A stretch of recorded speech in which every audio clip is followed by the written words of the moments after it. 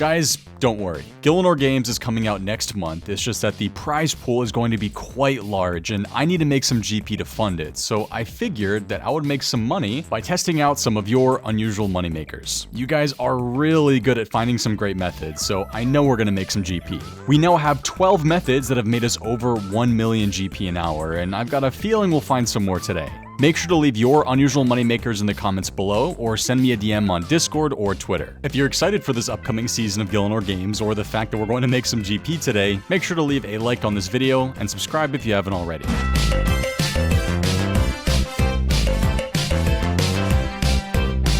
For this first method, I'm hoping we can get some big rewards. Hey kid, heard you're looking for rewards. Yeah, I am. Wait. Sea Engineer? Is that you? No, shut up. I'm a demon. Oh, okay. Now, do you see that portal over there? Yeah. That portal bridges the world of Runescape and Hero Wars. Doesn't that take me to my house? No, enter the portal and find out. Okay, I fully trust you, Mr. Demon.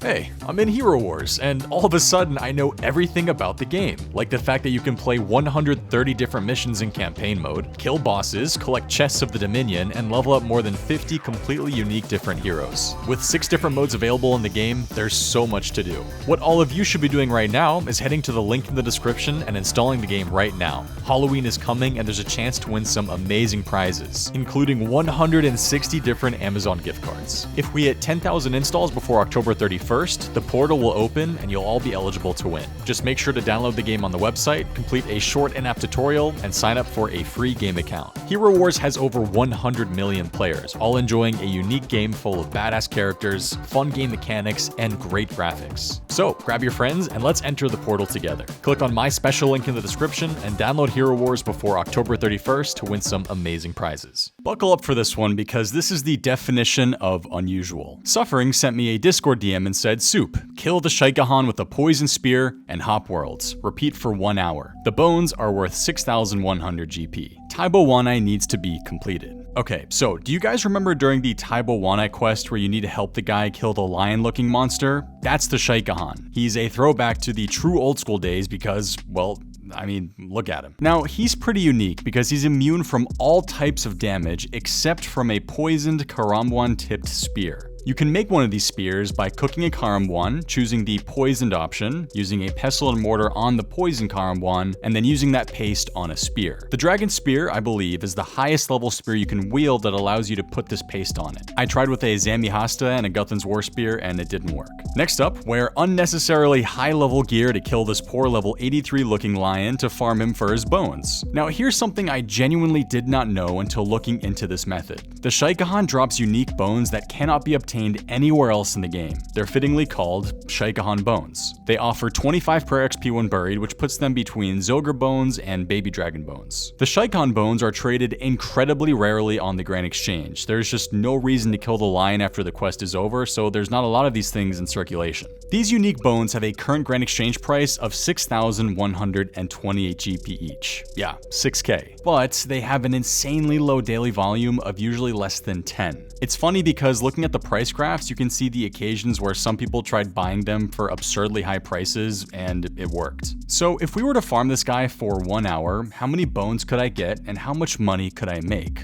Well, let's find out. The boss itself is very easy to kill with the gear setup I had. I just flicked Piety, sipped a Divine Super Combat Potion, and got to work, killing the boss and hopping worlds. Really not a lot to it. Luckily, he's very close to a fairy ring, so it's not a long run to get to him. He has a respawn timer of 30 seconds, so it really is faster just to hop instead of waiting for him to respawn. I was able to kill him every 45 seconds or so. After 1 hour, I had collected 104 Shaikahan bones. Now, we had to hope that these things would actually sell. With over 100 of these, I feel like I already was on a very exclusive list of people who have this many of this item. I first sold one of the bones to test if I could even sell it. Unfortunately, it wasn't anywhere close to the 6,000 GP price tag that it said. I sold it for 2,723 GP, a far cry from the 6k, but I have to admit, still not too bad. A little more expensive than Dragon Bones. I decided to leave them in overnight in hopes that someone would buy them for around 6k, and to the 2 unfortunate souls who did buy 2 of the bones for that price, thank you for your sacrifice.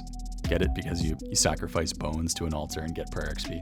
Yeah, I'm funny, I know. I then made the risky decision to sell all of the bones for 2,000 GP each. I was nervous this would be one of those methods where I'd be left slowly selling these things for days, but luckily, someone out there seems to be collecting these things, and I managed to sell all of the bones instantly for 275k. This means that 1 hour of killing one of the oldest bosses in the game and selling his extremely rare bones made me 286k. Take away the money I spent on divine potions, and we're looking at around 250,000 GP. Now, while this doesn't seem amazing, you have to put this into context. We killed one of the strangest bosses in the game for his incredibly rarely traded bones and made 250k. That's awesome, and most importantly, very unusual. That's what this series is all about.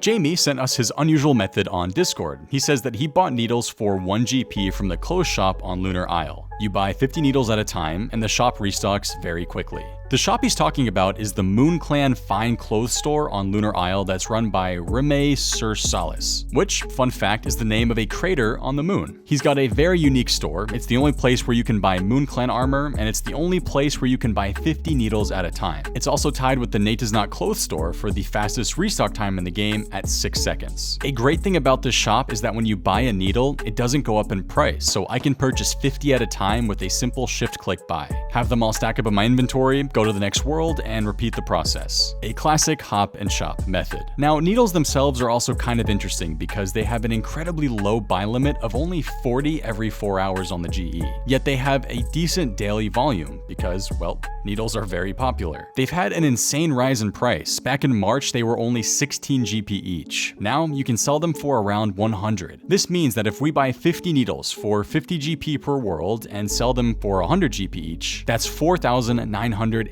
GP profit every 8 seconds or so. Since we're able to buy the needles and hop so quickly, and the needles restock so quickly, we can make a lot of money. After 1 hour, I bought 13,753 needles for a total of 13,753 GP. I chucked them all in the GE for 99 GP each, and 1,263 of them instant sold. I figured that with a buy limit of only 40, they would take a bit to sell, so we had to let the offer simmer for just a little bit. Luckily, all the needles sold within 3 hours for 1,361,547 GP, which means we profited 1,347,794 GP in 1 hour of buying needles. You know, every time I think we've run out of these million GP methods, you guys surprise me with even more of them. This method slides into the top 8 methods of all time on the leaderboards. Thanks, Jamie.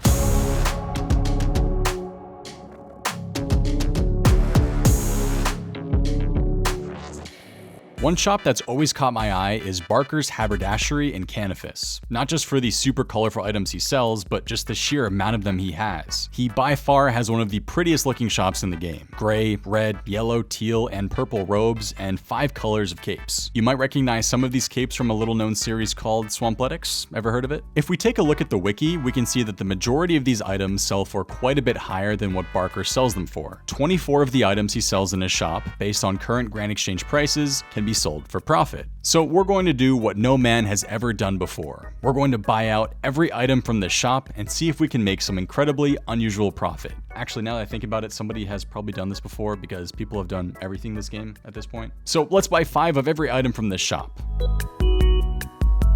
We now have 150 total items from this shop, which cost us 85,735 GP. I do see that extra purple rope top in there, by the way. Don't worry, I didn't count it in the final price check. We're good. In order to speed up the selling process, I used 3 different accounts to help me sell off everything. Some items sold immediately, which was great to see. Some needed to stay in there a bit longer. I was able to get every item either sold or as an offer in the GE on all my accounts and left them in there for the day. The next time I logged on, some more of the items did sell, and the ones that didn't, I just decided to sell for 1 GP. In total, we received 108,140 GP for all the items. 8 of the items sold for above 1,000 GP, the best one being the red robe bottoms, which sold for 2,574 GP each. Unfortunately, if we subtract the 85,735 GP from the 108K, we're left with a profit total of 22,405 GP.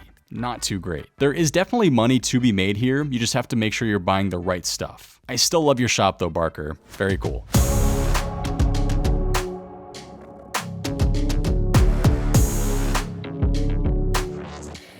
Frankie sent me a picture of a bloody rabbit and said that he drops a grail 100% of the time in some cave in Prifddinas. He's right. If you guys didn't know, there's a hidden unmarked cave north of Prifddinas. When you enter it, you'll find a cute level 2 rabbit. The thing is, he has 2000 HP and very high offensive and defensive stats. He has as much HP as the Corp Beast and hits incredibly hard. The rabbit is a reference to the film Monty Python and the Holy Grail, where the Knights of the Round Table are defeated by a killer rabbit. It only makes sense that if you do manage to kill this little guy, he has the guaranteed drop of a crystal grail. There's 2 ways to realistically fight this rabbit. You can run around the room with high-level ranged gear and consistently kite and attack him, kind of like you do when fighting Zilyana at God Wars. The thing is, the room is very small and there's barely enough space to efficiently kite him, and you'll most likely end up getting hit quite a few times. He's also such a small NPC, so your clicks really have to be on point when attacking and moving. If you want a more relaxed method of killing him, you can simply enter the cave, attack him once or twice depending on how far he is from you, and just leave the cave again. You'll never take any damage. This means though that you'll get less attacks in per minute, so the time to kill the rabbit goes up by quite a bit. This little guy is tough. I tried killing him in welfare gear and barely did any damage. It was only when I BGS'd him down and used high-level ranged gear where I was consistently able to do some damage. It took me 20 minutes to kill him, but I finally got my hands on the Crystal Grail and sold it on the Grand Exchange for 276k. The supplies I used cost around 75k, so we made 200,000 GP. The rabbit has a respawn timer of 6 hours, so you'll just have to hop to another world and hope that someone else hasn't killed him. With high efficiency and consistent damage, I'd say you can probably get in 3 kills an hour, more relaxed closer to 2. This little boss rabbit can make you around 500,000 GP an hour. It's up to you whether or not you want to try taking him on.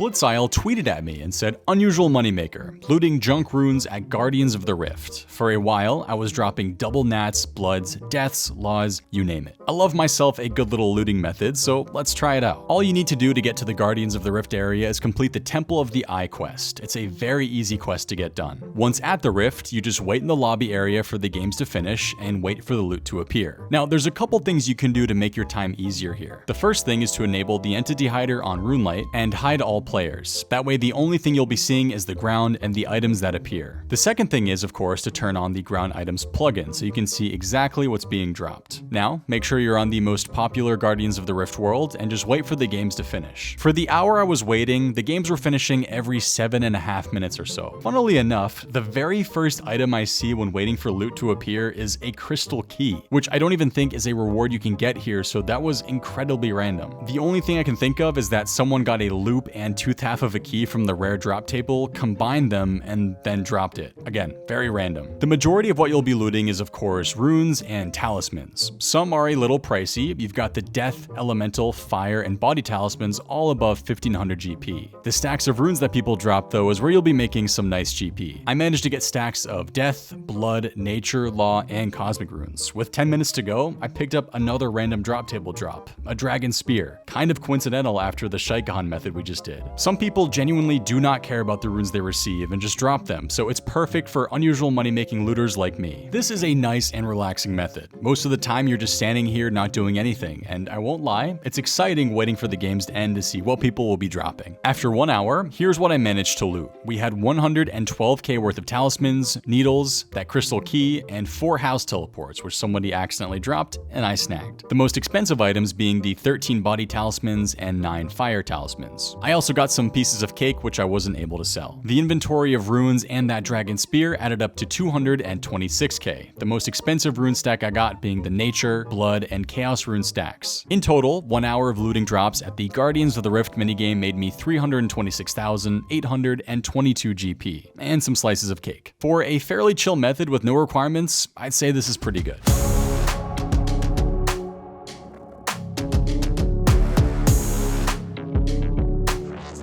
Redneck's Alt-Life joined my Discord and immediately let me know that he stumbled upon a 3 million plus GP an hour moneymaker. The strat is to sell Swamp Paste to the Port Khazar General Store after a fishing trawler game ends. You can buy the Swamp Paste for 8 GP from the GE, and the General Store buys them for 42 GP each until the stock reaches around 4,800. Easy money. Swamp Paste is used during the fishing trawler minigame, which is why it's a popular thing to buy from the Port Khazar General Store. Usually the store has a stock of 5,000, but on this world, the stock is usually lower because people buy it for the minigame. By selling Swamp Paste back to the shop, we can sell it for 42 GP each and hopefully make some nice profit. Now, 3 million GP an hour is a bold claim. Swamp Paste have a buy limit of 13,000 every 4 hours, so I bought 26,000 by using 2 accounts because I wasn't really sure how much I'd be selling. Just like the Guardians of the Rift method, we have the active period where a game ends and we hope that people buy the paste from the shop so we're able to sell our paste to it, and the 5 minutes or so downtime where nothing really happens. Anytime the shop goes below 4,950 Swamp Paste, you're able to sell it back to the shop for 42 GP each. So what we're looking for is the shop to have under 4,900 paste in stock. Throughout the hour, people were in fact buying paste from the shop. Some people bought 50, some 100, some 500, and in some cases, there were people buying thousands from the shop at a time. This was great for me because I was able to spam shift-click and sell 50 at a time, making thousands of GP profit at a time. The downside to this is that the fishing trawler games last 5 minutes or so if we do this for an hour, there's only around 11 to 12 games that finish. There were times where nobody bought paste from the shop after a game ended, and there were times where people bought thousands. It really varied throughout the hour. This is a very simple method. If the number in the shop goes below 4,900, sell your paste to it and make some profit. After 1 hour, I had sold exactly 13,000 Swamp Paste to the shop. Funnily enough, that's actually the buy limit on the Grand Exchange like I mentioned earlier. I had 532,486k in my inventory, so if we take away the 117k I spent buying the paste from the GE, we're left with a pure profit total of 415,486 GP. I won't lie, this is a neat method. I always enjoy discovering methods where you buy from the GE and sell them back to the shops around the game because usually it's the other way around. Don't get me wrong, the 415k I made was solid, but Rednex was over here saying I was gonna make 3 million GP an hour, which I don't really think is possible. So I'm not gonna lie. I feel a bit misled. Then again, I did mislead thousands of people when I made my quest guide, so I guess it's kind of deserved. All in all, not too bad of a method.